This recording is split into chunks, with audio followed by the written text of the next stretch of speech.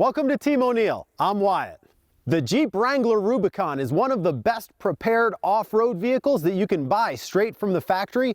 And while it has a bunch of features that are designed to make technical off-roading a breeze, we're here today to ask the only question that really matters. Will it rally?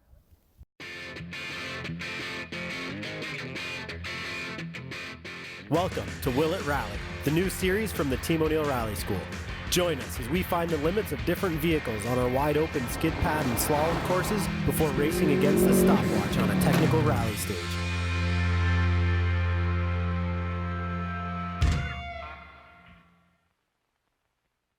All right, so welcome. This is a 2018 Jeep Wrangler Unlimited Rubicon. Unlimited meaning it's the 5-door variant, Rubicon meaning it's got all the off-road goodies. 2018 is a tricky year for the Jeep Wrangler because it was a transition year from the more than a decade old Jeep Wranglers that you used to know, the JK platform. That got retired in 2018 and they moved on to the newer JL series that they're making now, the 4th generation Jeep Wrangler, which is what this one is. It's got the 3.6 liter Pentastar V6, variable valve timing, 285 horsepower, 260 pound-feet of torque. The Rubicon package in a nutshell: 410 final drive, Dana 44 axles front and rear, electronic locking differentials front and rear, electronic sway bar disconnect in the front, the BFG KO2 tires straight from the factory. This one's got a 6-speed manual transmission. It's got a normal transfer case, which is really nice to see. Part-time 4-wheel drive. You can be in 2 high, which is the one we're in right now. You've got 4 high for when you need it, 4 low for off-road situations. As you will find with most Wranglers that have been off the dealer lot for more than a week, this has had some upgrades done to it. Some skid plates underneath, and then the bumper and the winch up front, which make this really capable off-road, especially solo. But what you will see, this vehicle from the factory is about 4,440 pounds. That winch bumper, the skid plates, and the winch add at least 300 pounds. Once I'm in here driving around with a little bit of gear in the back, you're as close as makes any difference to about 5,000 pounds going down the road. So that 285 horsepower sounds like a lot. It's not a particularly quick vehicle. So now that we've got the specs out of the way, how does this thing really drive out here? Just so we're all on the same page, I'm in 2-wheel drive.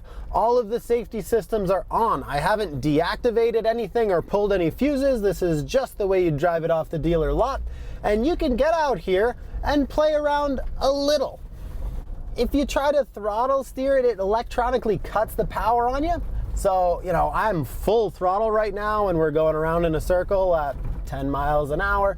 Which is maybe safer for most people, but we're gonna go ahead and see if we can shut some stuff off. So let's see. I'm gonna push the traction control off once. So the traction control is off. You can spin the rear tires pretty freely, but if you do get into a skid, you get a little sideways, that stability control is still there. You can feel it applying brakes individually to the front wheels, trying to get you out of the skid you're in. If you really wanna get after it, it's probably not what you're looking for. 4 high with traction control off, you can get some nice controlled oversteer. These BFG all-terrain tires, they're wonderful tires. They're not winter tires. They have some sipes, they're a little bit soft, but they're not nearly as good as a dedicated winter tire is going to be. Something with a lot of sipes and a soft compound, and you know, perhaps some studs would be really nice right now. But they're doing pretty well and they're really predictable. So no matter what we do, that stability control is still active. So for the sake of getting hopefully a little more performance out of it in the corners and making it really predictable so it always does the same thing every time, we're gonna take a look at disconnecting some of those features right now. So what we're gonna look at specifically here is anything that's stability control or ABS related.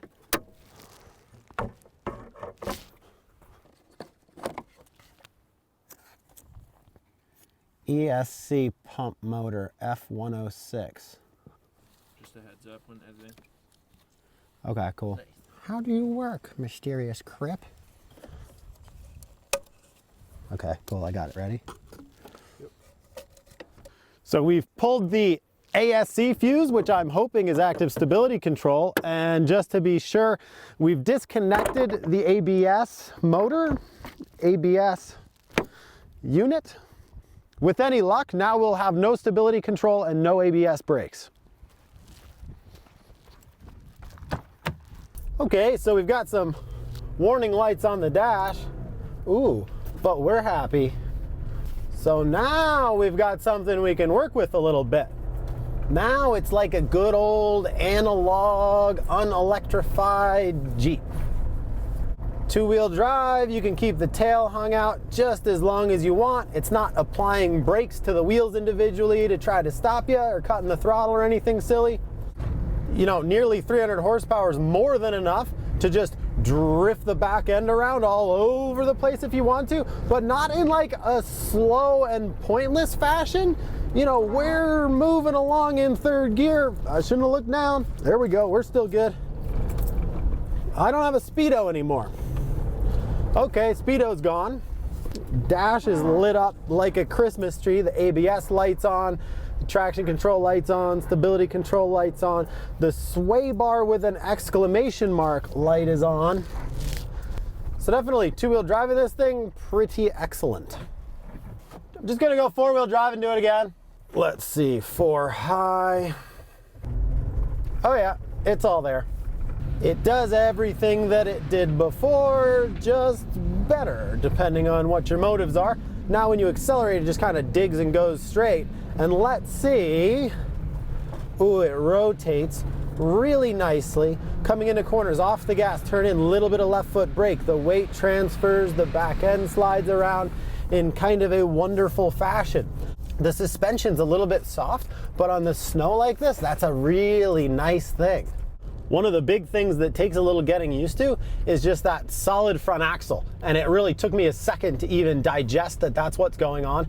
But the solid front axle in this is gonna be much better off-road for articulation and really low speed rock crawling, where most vehicles designed for a higher speed application are gonna have independent front suspension. That's why in this vehicle, when you do a launch in four-wheel drive, you get that axle hop. It doesn't feel great. When you take off, if you're a little gentle and smooth, you hear that little bit of hop that we just got right there.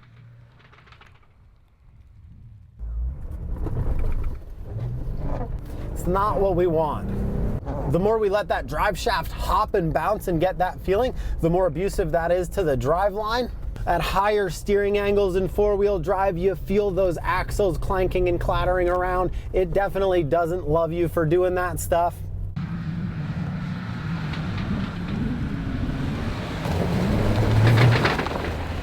That's just because that's not what this vehicle was engineered to do.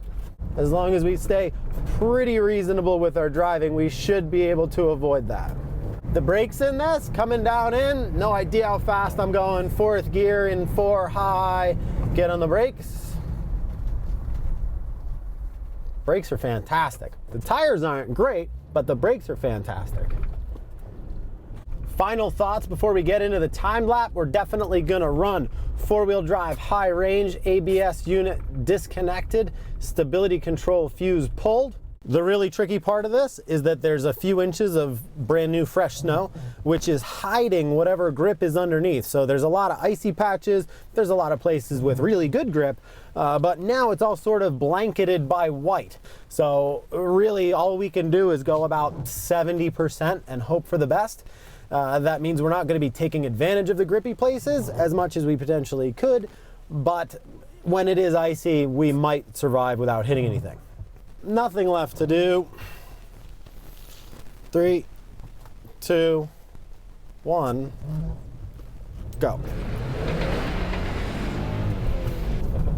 Little bit of wheel spin, little bit of wheel hop. I'm gonna like third gear for this, I think. I don't really know about that coming into this thing.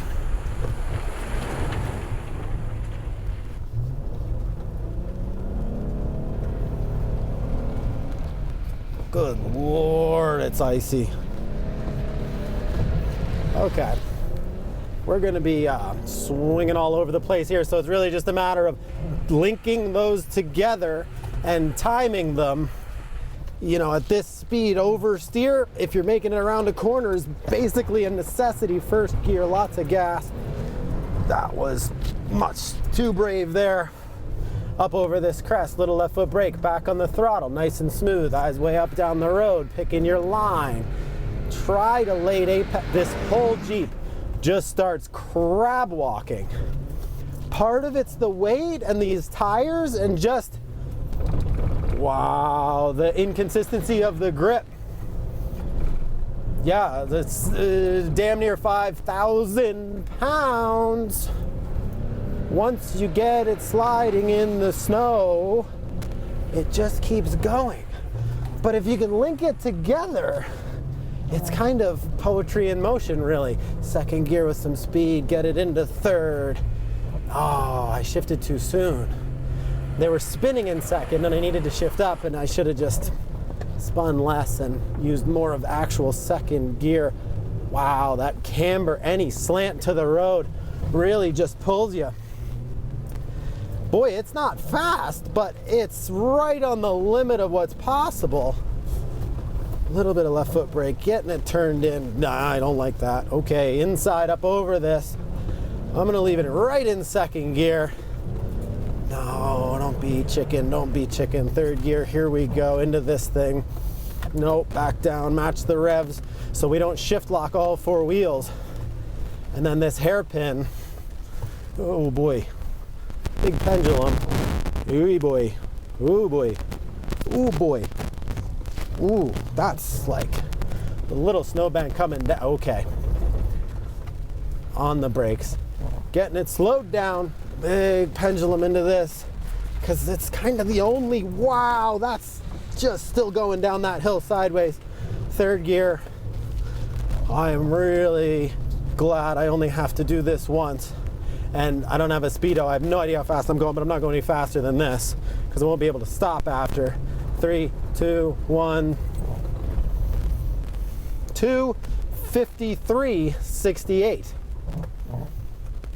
We came here today to see if the Jeep Wrangler Unlimited Rubicon will rally, and we've certainly proven that absolutely it will. With these tires on these conditions, we set a 2:53.68, which isn't the fastest time out here. Certainly you'd want to take a look at some proper winter tires for proper winter conditions, and you could probably shave 20 or 30 seconds off that without too much trouble. The winch and the bumper and the skid plates, and you see the overland guys with tons of stuff on the roof. Your high-speed performance just gets lower and lower and lower as your low speed and overland off-road capabilities might increase. So finding that perfect balance for you is just the name of the game. If you were looking at one of these vehicles for real high-speed purposes, you might reconsider just because of that solid front axle. Something with independent front suspension is going to have better high-speed performance in general. So thank you for watching. If you're interested in doing some driving, check out teamoneil.com. We run courses all year round up here at our campus in New Hampshire. If you enjoy watching these kinds of videos, consider subscribing to the channel. Have fun, be safe, and we'll catch you next time.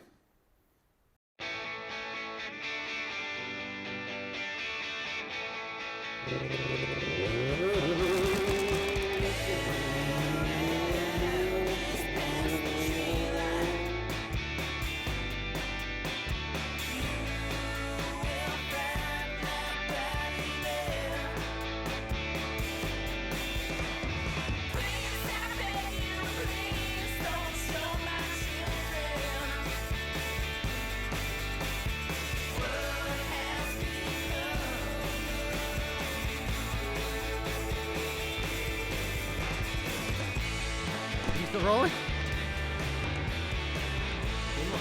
Thanks.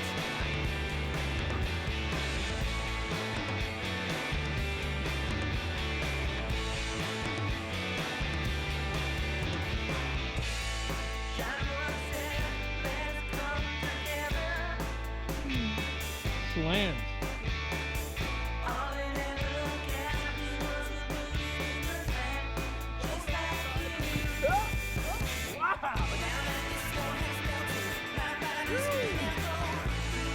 Dude, you think bigger.